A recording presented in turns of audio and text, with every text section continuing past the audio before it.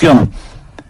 Ahora, una de las razones por las que no oramos mejor y más de lo que hacemos es porque tenemos preguntas acerca de la oración.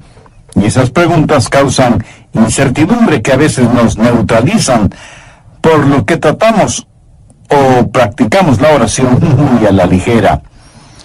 ¿Qué es lo que Dios nos dice por medio de Filipenses 4, 6 y 7? Por nada estéis afanosos, sino sean conocidas vuestras peticiones delante de Dios en toda oración y ruego con acción de gracias. Y la paz de Dios, que sobrepasa todo entendimiento, guardará vuestros corazones y vuestros pensamientos en Cristo Jesús. ¡Qué magnífica promesa!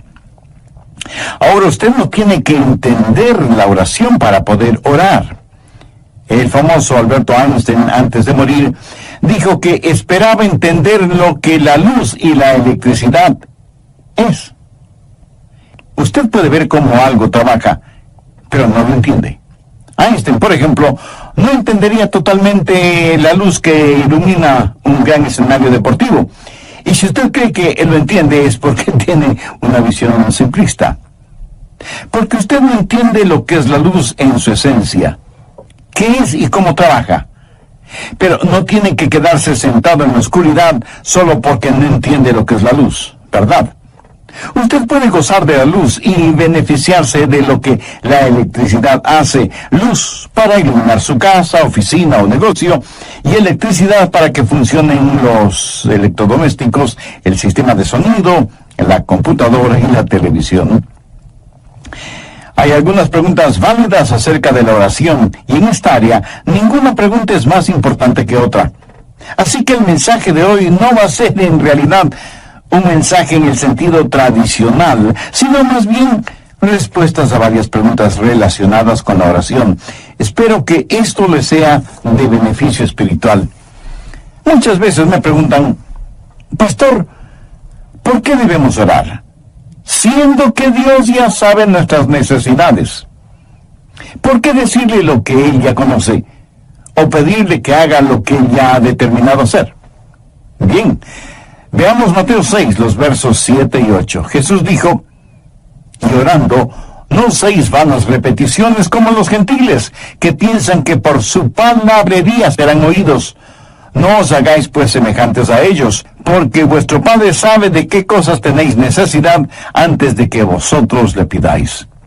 Entonces, si Dios ya lo sabe, ¿por qué pedirle algo que Él ya conoce? Óigame, no oramos para impresionar a Dios. Usted no será escuchado por su palabrería, ni por su lenguaje florido. Si un hijo terrenal puede hablar con su padre terrenal, usted puede hablar con su Padre Celestial. Tampoco ora para informar a Dios. Usted no le puede decir nada que Él ya no lo sepa. Usted ora para invitar a Dios. ¿Por qué debemos hacerlo? Porque hay comunión en la oración. Busque 2 Corintios 6:1. Así pues, nosotros, como colaboradores suyos, os exhortamos también a que no recibáis en vano la gracia de Dios. ¿Notó eso? Somos colaboradores de Dios. Dios nos da el gozo y privilegio de administrar su reino, sus asuntos. Él puede hacerlo sin nosotros, pero nosotros no podemos hacerlo sin Él. ¡Qué privilegio es que Dios nos considere colaboradores suyos! Además, cuando oramos, Dios nos está ayudando a crecer. ¿Alguna vez ha pedido algo en oración y no recibió de inmediato lo que pidió? ¿Qué es lo que hizo? Pues siguió orando, pero también comenzó a analizar su vida para saber si había algo en su corazón que estaba impidiendo que Dios contestara sus oraciones. Y usted crece espiritualmente por medio de la oración. Así como la oración es un factor de comunión, también es un factor de desarrollo, pero también está el factor de la dependencia. Dios nunca quiere que vivamos vidas independientes de Él. Ahora, si Dios lo hiciera todo por nosotros y nunca tuviéramos que pedir nada, entonces no tendríamos necesidad de orar. Todo lo daríamos por descontado. Y podríamos dejar de depender totalmente de Dios. La oración nos une a Dios. Y aunque Él sabe lo que necesitamos antes de que se lo pidamos, sin embargo se nos dice específica y definitivamente que debemos orar y pedir, no para impresionar a Dios ni para informarle, sino para invitar a Dios a nuestro corazón y a nuestra vida, para que tengamos comunión con Él, para que aprendamos a depender de Él y para que podamos crecer espiritualmente. Otra pregunta es, ¿por qué cosas es apropiado el orar? ¿Qué es lo que dice Filipenses 4:6? Sean conocidas vuestras peticiones delante de Dios en toda oración y ruego, con acción de gracias. De acuerdo a esto, debemos orar por todo. Nada en la vida está fuera del alcance de la oración. Muchas veces nos preguntamos si debemos o no hacer ciertas cosas. Una buena manera de saberlo es haciéndonos la pregunta, ¿puedo orar por esto? Por ejemplo, cuando usted va a beber licor, puede orar y decir, Señor, bendice este trago que voy a tomar y haz que sea para tu gloria y honra. O cuando va a fornicar o a adulterar, puede orar para que Dios bendiga esos actos. Cuando va a robar o a estafar, puede orar para que Dios le bendiga. ¡Absurdo! ¿No le parece? Un hombre estaba junto a la puerta de una iglesia fumando y alguien le preguntó, ¿es usted un maestro en esta iglesia? El hombre sorprendido contestó, no lo soy. Y el otro le dijo, bueno, ciertamente lo es. Está enseñando a todos quienes pasan junto a usted el dudoso arte de fumar. A veces enseñamos las cosas equivocadas. Si no puede orar acerca de lo que va a hacer, pues no lo haga. El problema es que a veces tratamos de dividir nuestra vida entre lo secular y lo sagrado, y decimos, esta es la parte sagrada de mi vida, oraré por esto. Esta es la parte secular de mi vida, y yo la manejaré. ¿Se puede imaginar a Jesús dividiendo su vida entre lo secular y lo sagrado? Por supuesto que no. En todas las cosas naturales debemos ser espirituales, y en todas las cosas espirituales debemos ser naturales. Somos naturalmente sobrenaturales y sobrenaturales naturalmente. ¡Qué trabalenguas! No dividimos nuestras vidas en dos segmentos, el uno secular y el otro sagrado. Dividimos nuestras vidas entre lo espiritual y lo profano. Y si es algo profano, debe estar fuera del límite de nuestra vida. Si es algo espiritual, oramos al respecto, ya sea que eso esté en un nivel natural o sobrenatural. Ahora, ¿por qué cosas debemos orar? ¿Por todas? Usted me pregunta, ¿podemos orar por cosas sencillas? ¿Podemos orar por el sitio donde estacionar el carro? Por supuesto. No hay nada de malo en orar por cosas pequeñas o sencillas. Y si usted piensa que orar por cosas pequeñas o sencillas es una tontería, puede pensar en alguna cosa que sea demasiado grande o demasiado pequeña para Dios. No la hay. La cosa más grande sobre la que usted puede pensar es pequeña para Dios. Y si las cosas pequeñas son importantes para usted, serán también importantes para Dios. Pastor, usted dice que hay que orar por todo. Suponga que hay algo que quiero y sé que no es la voluntad de Dios. ¿Debo orar por eso? Pues con mayor razón. Dígale a Dios, Dios, algo no está bien en mí. Estoy deseando algo que es en contra de tu voluntad. Ayúdame a desechar ese deseo. Y ore con sinceridad. Sean conocidas vuestras peticiones delante de Dios en toda oración y ruego con acción de gracias. Pastor Rogers, ¿oye Dios las oraciones de una persona no salva? Bueno, en la Biblia leemos de un hombre que era religioso, pero no era salvo. Y ciertamente parece que Dios escuchó su oración. Vamos al libro de los Hechos, capítulo 10, desde el verso 1. Había en Cesarea un hombre llamado Cornelio, centurión de la compañía llamada La Italiana, Este Cornelio era un gentil, un pagano, pero note cómo se lo describe. Piadoso y temeroso de Dios con toda su casa, y que hacía muchas limosnas al pueblo y oraba a Dios siempre. Este vio claramente en una visión, como a la hora 9 del día, que un ángel de Dios entraba donde él estaba y le decía: Cornelio. Él, mirándole fijamente y atemorizado, dijo: ¿qué es, Señor? Y le dijo: tus oraciones y tus limosnas han subido para memoria delante de Dios. Aquí está este hombre, no salvo, y Dios está consciente de sus oraciones. Entonces, ¿cuál es la diferencia entre un hijo de Dios que puede orar en el nombre de Jesús y un hombre no salvo para que Dios tenga misericordia? Dios ha dado promesas al Hijo de Dios en oración que no se las ha dado al no salvo. Veamos si puedo ilustrar esto. El presidente de un banco puede dar dinero para obras de caridad. No tiene que hacerlo. No hay ninguna ley que diga que debe hacerlo. Pero él puede decidir que eso es lo que él quiere hacer, dar dinero para obras de caridad. Pero si yo tengo mi dinero depositado en ese banco, puedo girar un cheque y espero recibir esa cantidad. ¿Ve la diferencia? Dios es soberano y Él puede oír las oraciones de una persona no salva.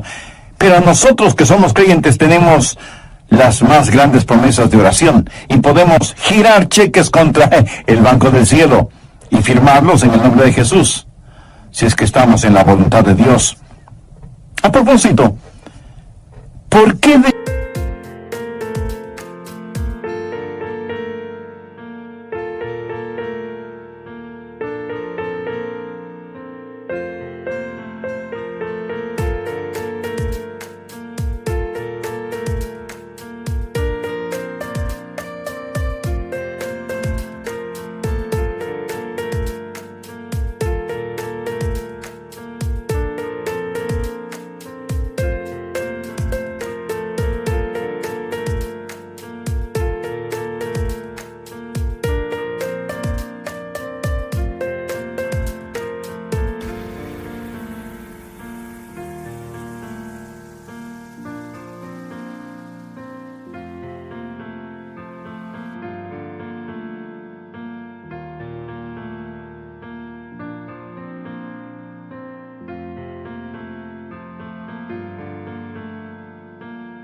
debemos orar en el nombre de Jesús?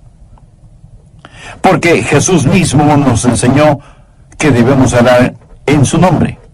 En Juan 14, los versos 13 y 14, Jesús dijo: y todo lo que pidiereis al Padre en mi nombre lo haré, para que el Padre sea glorificado en el Hijo. Si algo pidiereis en mi nombre, yo lo haré. Esa parece una enorme promesa. ¿Quiere eso decir que cualquier cosa que pidamos en el nombre de Jesús, la tendremos? El último modelo de un Ferrari deportivo, una villa para vacaciones en la playa de Acapulco. ¿Tendré estas u otras cosas si las pido en el nombre de Jesús? No. Entonces, pastor, ¿qué significa orar en el nombre de Jesús? El nombre de Jesús representa tres cosas. Primero, aprobación. O sea, Jesús aprueba eso. Usted no puede pedir nada en el nombre de Jesús sin la aprobación de Jesús. En segundo lugar, autoridad. En las empresas, así como en las iglesias, hay personas encargadas de comprar lo que se necesita. Y para tener control de los gastos, alguien tiene que firmar las órdenes de compra y alguien tiene que firmar los cheques de pago. Usted no puede simplemente ir a un lugar y decir: quiero esto y esto en el nombre de mi empresa o de mi iglesia. Usted debe tener algo que le autorice. Alguna autoridad debe estar respaldando su pedido. Orar en el nombre de Jesús significa que usted tiene una orden de compra que ha sido aprobada y firmada por Jesús. Ahora, hay que tener mucho cuidado con gente inescrupulosa que, utilizando el nombre de Jesús, se aprovecha de la ingenuidad, de la credulidad, de la falta de discernimiento de muchas personas, aún de creyentes, para con el cuento de en el nombre de Jesús y para ayudar a los demás, robarles el dinero. Lobos disfrazados de ovejas. Orar en el nombre de Jesús significa que es algo que Él ha aprobado, que Él ha autorizado, y tercero, algo con lo cual le aclamamos. Es para su honor, es para su gloria. Ahora, no todas las oraciones que se hacen en el nombre de Jesús son en realidad en el nombre de Jesús. Por ejemplo, veamos Hechos 19, los versos del 13 al 17.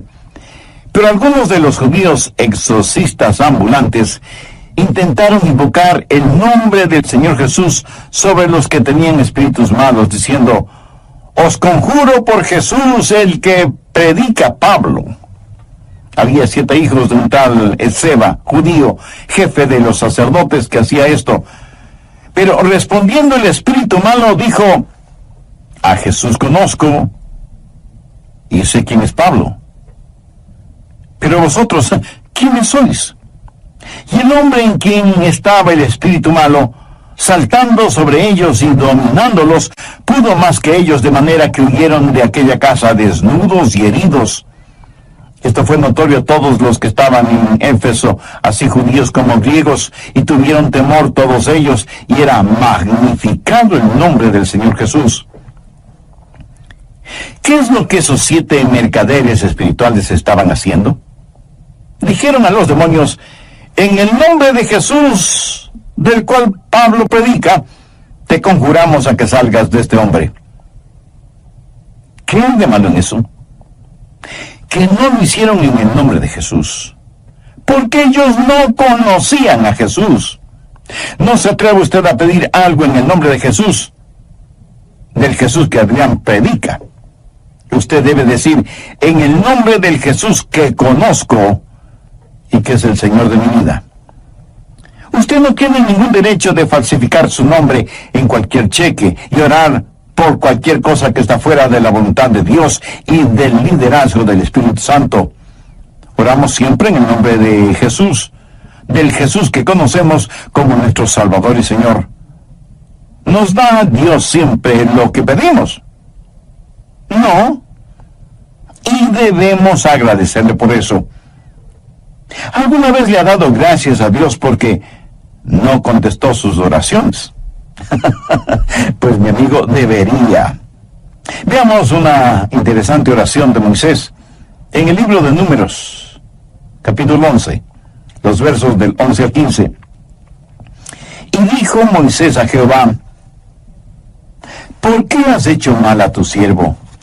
¿Y por qué no he hallado gracia en tus ojos, que has puesto la carga de todo este pueblo sobre mí? ¿Concebí yo todo este pueblo? ¿Lo engendré yo para que me digas: llévalo en tu seno, como lleva la que cría al que mama, a la tierra de la cual juraste a sus padres? ¿De dónde conseguiré yo carne para dar a todo este pueblo? Porque lloran a mí diciendo: danos carne que comamos.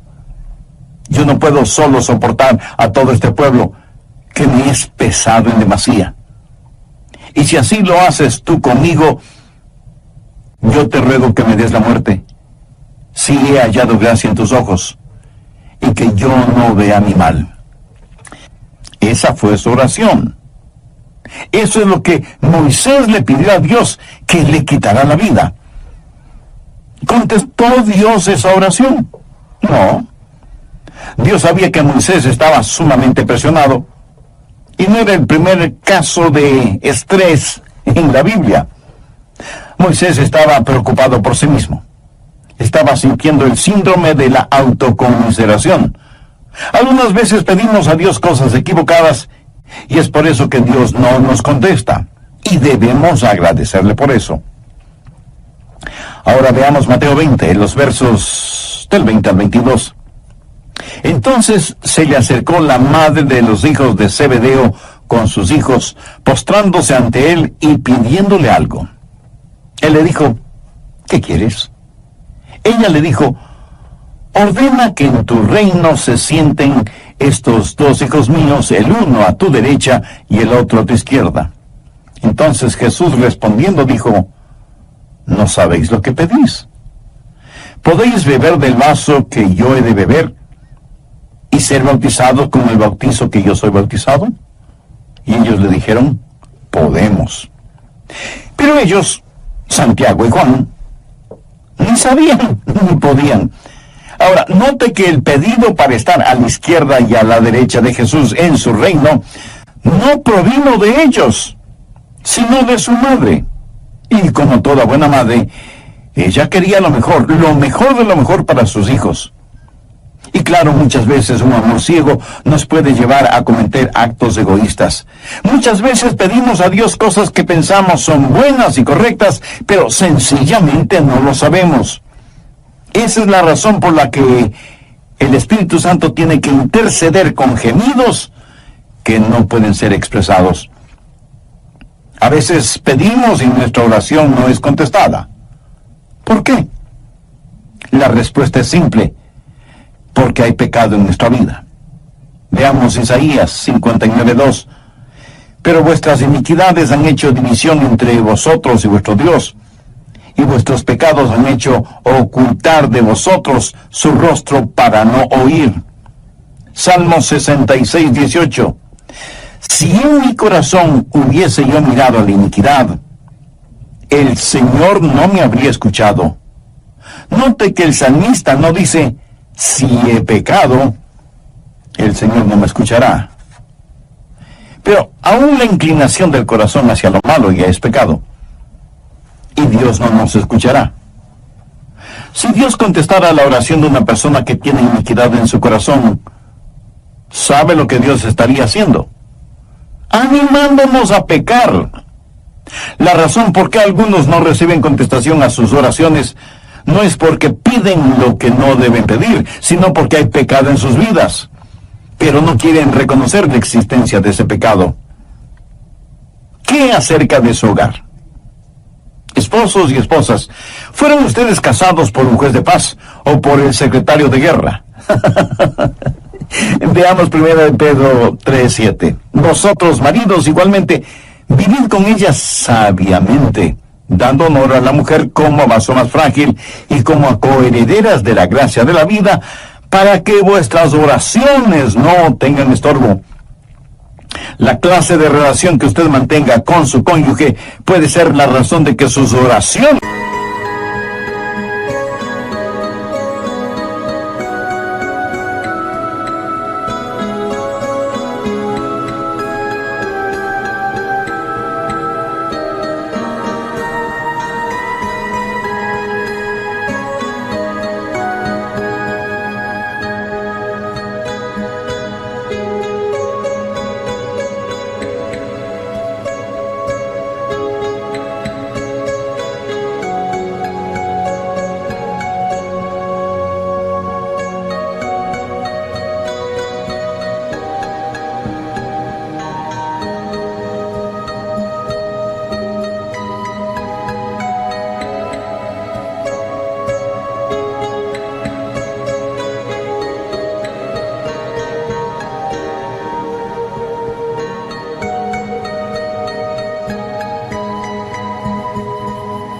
no sean contestadas. Recuerde que si no aprendemos a perdonar a otros, Dios no nos perdonará a nosotros. A veces me preguntan, pastor, ¿cambia la oración la mente de Dios? Esta es una pregunta muy importante. Con claridad siempre respondo, no, la oración no cambia la mente de Dios. La oración no es para vencer la resistencia de Dios. La oración es para conocer y obedecer la voluntad de Dios. Veamos lo que dice 1 de Juan 5:14. Y esta es la confianza que tenemos en Él, que si pedimos alguna cosa conforme a su voluntad, Él nos oye. La única cosa que está fuera del alcance de la oración es aquella que está fuera de la voluntad de Dios. Dios no cambia. Usted no puede cambiar a Dios con sus oraciones, ni yo con las mías. ¿Por qué? Vamos a 1 de Samuel 15:29. Además, el que es la gloria de Israel no mentirá, ni se arrepentirá. porque no es hombre para que se arrepienta. Esto significa que Dios nunca cambia, y en Malaquías 3:6 leemos, porque yo, Jehová, no cambio. Cuando oramos, Dios hará cosas que no las hará si es que no oramos. Pero aunque nuestra oración no cambia a Dios ni su carácter, sí afecta lo que Dios hace. La Biblia claramente dice que no tenemos porque no pedimos. Pastor, ¿qué debemos hacer si nuestras oraciones no son contestadas? Si ese es su caso, pues siga orando. Persista en la oración. El profeta Daniel había estado orando por algo por 3 semanas. Escuchaba Dios las oraciones de Daniel. Veamos lo que nos dice Daniel 10, verso 12. Entonces me dijo, Daniel, no temas, porque desde el primer día que dispusiste tu corazón a entender y a humillarte en la presencia de tu Dios, fueron oídas tus palabras, y a causa de tus palabras yo he venido. Un ángel vino como una respuesta para Daniel, quien estuvo orando por 21 días. Parecía que Dios no estaba haciendo nada. Ahora este pasaje bíblico es intrigante y enigmático. Se está desarrollando una guerra cósmica entre los ángeles de Dios y los espíritus demoníacos. Y el ángel viene y dice, tus oraciones fueron escuchadas cuando empezaste a orar hace 3 semanas. O sea que Daniel por 3 semanas estuvo orando persistentemente. Veamos rápidamente Lucas 18:1. También les refirió Jesús una parábola sobre la necesidad de orar siempre y no desmayar. Amigo, hay un tiempo en que debemos persistir.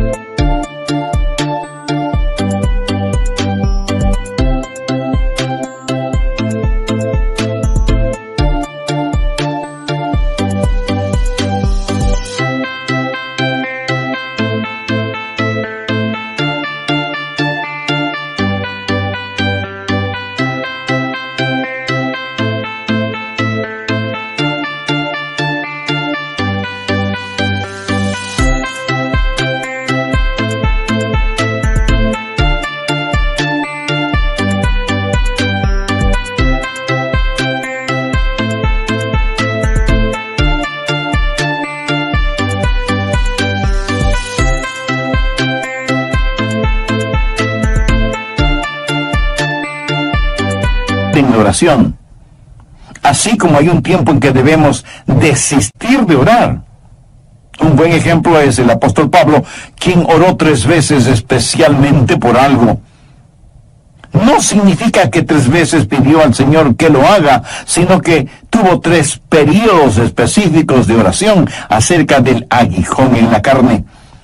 Y aunque Dios no le quitó ese aguijón en la carne, sí le contestó la oración, aunque de diferente manera. Veamos 2 de Corintios 12:9. Y me ha dicho, bástate mi gracia, porque mi poder se perfecciona en la debilidad. ¿Cuál fue la reacción de Pablo? Por tanto, de buena gana me gloriaré más bien en mis debilidades, para que repose sobre mí el poder de Cristo. Pablo no dijo, lo que no puede ser curado debe ser soportado. Él dijo, me gloriaré en esto y agradeceré a Dios por esto. Dios no le concedió a Pablo lo que pidió, pero le dio algo diferente. Así que las demoras no son necesariamente negaciones, y si Dios le niega algo, no significa que está restringiendo su amor, sencillamente significa que le dará algo mejor. Otra pregunta muy frecuente es, ¿debemos esperar milagros cuando oramos? Permítame decir que no debemos adquirir el hábito de decir que Dios no lo puede hacer. La única cosa que Dios no puede hacer es pecar, mentir o negarse a sí mismo. Veamos Jeremías 32:17. Oh Señor Jehová, he aquí que tú hiciste el cielo y la tierra con tu gran poder y con tu brazo extendido. Ni hay nada que sea difícil para ti. Dios es un Dios de milagros y en cierto sentido toda oración contestada es un milagro porque lo sobrenatural se mueve en lo natural. Pero hay otra clase de milagros, milagros en la naturaleza, como cuando Dios cambia el agua en vino y cura cánceres y da vista a los ciegos y todas esas cosas. ¿Creo yo que Dios hace esas cosas? Ciertísimamente. Pero estas no son cosas normativas. Usted va a encontrar que en tiempos bíblicos los milagros se dieron en grupos y tuvieron ciertas cosas en común. Trajeron gloria a Dios y no a los hombres. Validaron las demandas o la identidad de Dios y promovieron la obra de Dios en forma muy significativa. Dios es un Dios de poder y un Dios de milagros. Y si Dios tiene un milagro para usted, le dará un milagro de fe. Y aunque no hago de lado los milagros, sí debo decir que no son normativos. Desde mi punto de vista muy personal, si Dios nos da el milagro más extraordinario, que es el perdón de nuestros pecados, la salvación y la vida eterna,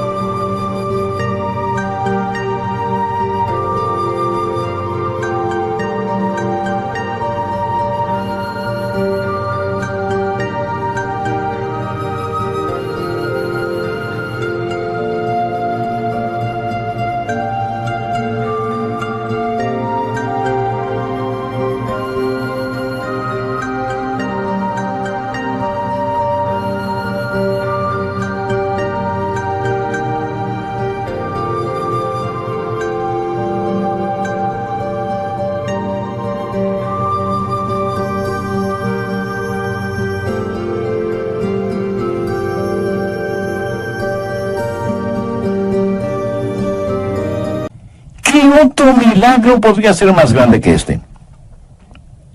Pastor Rogers, ¿pueden nuestras oraciones pasar por encima de la voluntad de otra persona? No, de ninguna manera.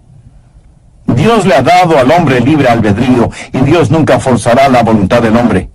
Aunque algunos pseudoteólogos dicen que sí. Yo personalmente no lo creo. Veamos, Apocalipsis, usted, en uso de su libre voluntad, puede decir sí o no. Y es un dudoso privilegio el que usted tiene. Las personas deben aceptar a Dios por sí mismas. Si usted tiene familiares o amigos no salvos, usted puede orar por ellos, pero no puede forzar su voluntad sobre ellos. ¿Por qué oramos por ellos? Porque estamos en una guerra espiritual. Y por medio de la oración podemos enfrentar el poder de las tinieblas y pedimos la influencia de Dios en la vida de aquellos por quienes oramos. En el capítulo 17 de Mateo, los versos del 14 al 21, relatan la historia de un muchacho lunático.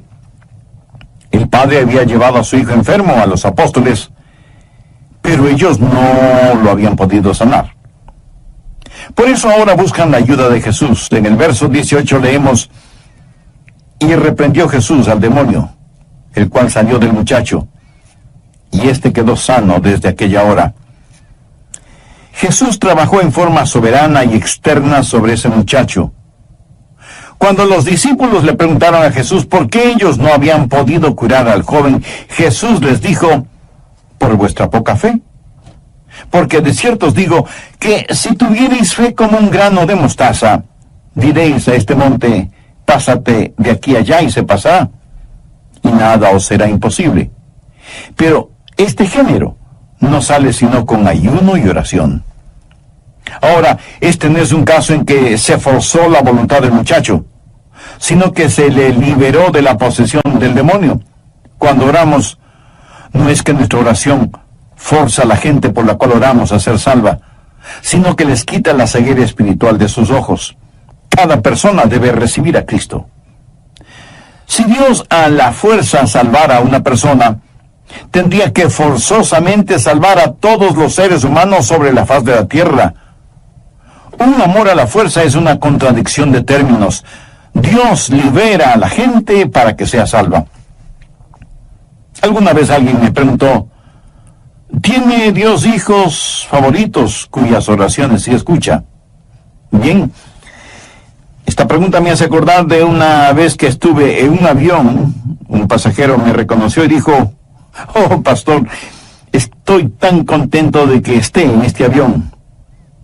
Ahora sé que tendremos un vuelo seguro. Algunas veces me dicen, pastor, ore por mí. Sé que Dios escucha sus oraciones. Y eso es como decir que Dios tiene hijos favoritos. Dios no hace acepción de personas. El Salmo 65:2 dice, tú oyes la oración, a ti vendrá toda carne. Amigo, Dios escuchará su oración de la misma manera en que escucha mis oraciones o las de Billy Graham o de cualquier otro creyente. Ahora, si tengo una necesidad de oración, hay ciertas personas a las que pido se unan conmigo en oración. Esas personas son más íntimas conmigo y es bueno tener amigos íntimos. Estoy seguro que usted también los tiene, ¿verdad? Dios tiene intimidad con sus hijos, pero Dios no tiene hijos favoritos. Y todos quienes conocen y aman al Señor Jesucristo pueden orar sin excepción de personas. Finalmente, una pregunta muy frecuente es, ¿cómo puedo conocer la voluntad de Dios en oración? Bien, recuerden lo que ya dije, nada está fuera del alcance de la oración, sino aquello que está fuera de la voluntad de Dios. Veamos 1 Juan 5, versos 14-15. Y esta es la confianza que tenemos en Él, que si pedimos alguna cosa conforme a su voluntad, Él nos oye. Y si sabemos que Él nos oye en cualquier cosa que pidamos, sabemos que tenemos las peticiones que le hayamos hecho. ¿Quiere conocer la voluntad de Dios en oración? La oración triunfante es la oración que sale de un corazón rendido a la voluntad de Dios. Una de las grandes lecciones que he aprendido y que sigo aprendiendo acerca de la oración es que la oración que llega al cielo es la oración que comienza en el cielo. Lo que nosotros hacemos es cerrar el circuito. ¿Cómo conocer la voluntad de Dios? La voluntad de Dios es lo que usted quisiera tener si supiera todo desde el punto de vista de Dios. ¿Cuál es el secreto o la clave? Veamos Juan 15:7. Si permanecéis en mí y mis palabras permanecen en vosotros, pedid todo lo que queréis y os será hecho. Cuando Cristo vino a vivir en nosotros, eso es unión. Y cuando tenemos compañerismo con el Dios que habita en nosotros, eso es comunión. Y para mantener esa comunión debemos permanecer en Él. Por eso Jesús usó la analogía de la vid y los pámpanos. Los pámpanos reciben el alimento, la vida misma de la vid. Usted permanece en Él, y su palabra permanece en usted. La fe viene por el oír y el oír por la palabra de Dios. Y usted descubrirá que Dios guiará sus oraciones y se encontrará orando en la voluntad de Dios. Pero no espere tener todas las respuestas para sus preguntas acerca de orar. Usted no necesita entender de electricidad para beneficiarse de la luz, ¿verdad? El mayor privilegio que tenemos como creyentes es la oración, pero también los fracasos más grandes los experimentamos en nuestra vida de oración. Pablo dice en Filipenses 4:6, por nada estéis afanosos, sino sean conocidas vuestras peticiones delante de Dios en toda oración y ruego, con acción de gracias. Las respuestas contestadas son para los hijos de Dios. Usted no puede orar en el nombre de Jesús si es que no es un creyente. Y aunque Dios puede escuchar las oraciones de una persona no salva, no ha prometido hacerlo. Ser un hijo de Dios significa haber recibido a Cristo como su Salvador y Señor en forma personal. Si usted todavía no es salvo, no quisiera hacerlo ahora mismo. Diga conmigo la siguiente oración. Querido Dios, soy un pecador y estoy perdido. Necesito y quiero ser salvo. Señor Jesús, tú prometiste salvar